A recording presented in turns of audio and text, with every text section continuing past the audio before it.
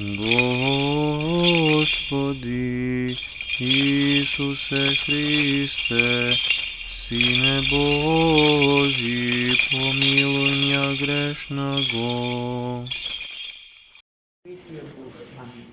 Возлюбени во Христа Бога, браќа и сестри, во вчерашната богослужба го проследивме патот на Христовите страданија од римскиот преториум до Голгота и гробот Христов. И заклучивме дека тој пат е патот на спасението, патот по кој што секој од нас треба да помине. И како што во денешните поетски творби чувме, секој оној кој што скршнува тој пат и се движи с краја од патот што води во спасение. Тие патчиња злотворни водат во гибел. И граѓанството на таквите е вечниот предстој во пеколот. Но за да се стигне до рајот, до царството на живиот троичен Бог, за да се воспостави трајна и нераскинлива заедница со Него, потребно е да се помине патот што Тој сполајмо го помина зарад нас и заради нашето спасение и зарад спасението на светот во кој што живее.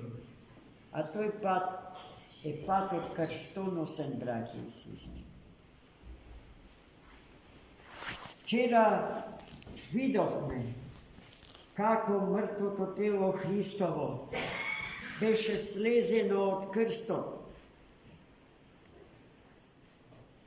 Интерес за телото на Христа покажа еден угледен граѓанин на Ерусалим, член на градскиот совет, Јосиф од Ариматеја. Тој отиде кај римскиот наместник Понтиј Пилат и побара од него да му го даде телото на убиениот Христос. Вџашениот од чудо наместник на римскиот престолен град се зачуди и се збуни кога дозна дека Христос е умрен. Испрашувајќи го, водејќи го судскиот спор со него, тој осети дека не си има работа со обичен човек, туку со некој кој што на вистина заслужува да биде наречен син на живиот Бог. Вистински човек, вистински Бог. И со тоа убедување тој излезе пред еврејскиот народ да му соопшти дека човекот што им го представува е вистински човек. Еве ви човек. Сетете се на оној фрагмент од Светото писмо во кое што болниот престарен човек, кој што 38 години чекал покрај бањите силоамски да влезе во денот кога ангелот Господен еднаш во годината слегувал и ги раздвижувал водите во бањата за да најде здравје за себе си. Скоро 4 децении чекал и не можел да влезе во водата, а причината за тоа била неговата констатација дека нема човек. Колку луѓе денеска, а може би и сите ние овде собрани во овој свет храм, многу пати сме ги кажале тие зборови, дека нема човек. А Пилат го изведе и им го покажа. Еве ви човек, еце хомо.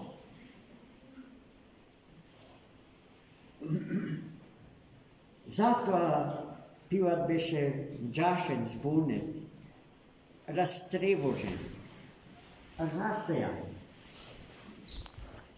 Но барањето на Јосифа од Ариматеја го прифати откако се увери дека Христос е умрен и му го отстапи телото. Јосиф од Ариматеја го зеде мртвото тело Христово. И според древните старозаветни библиски обичаи го подготви за погребение.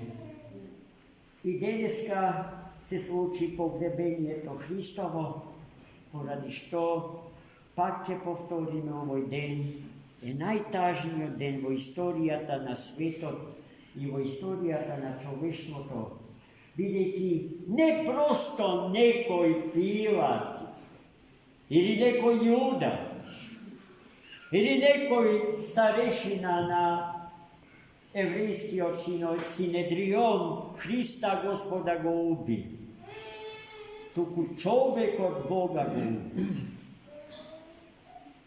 Човекот Бога го уби. А вчера забележавме мощне добро дека убивајќи го човекот Бога, не Бога го уби, туку себе си се уби.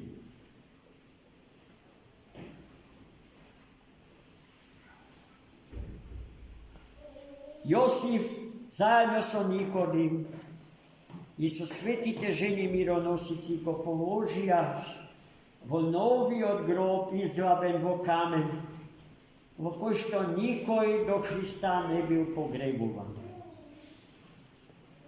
И во него телото на Христа ќе престојува цели 3 дени.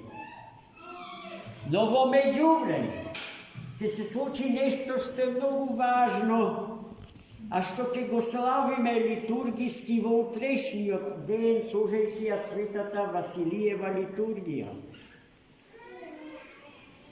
Навистина Христос со телото ќе биде во гробот, а со духот свој од десната страна на Бога, Отецот.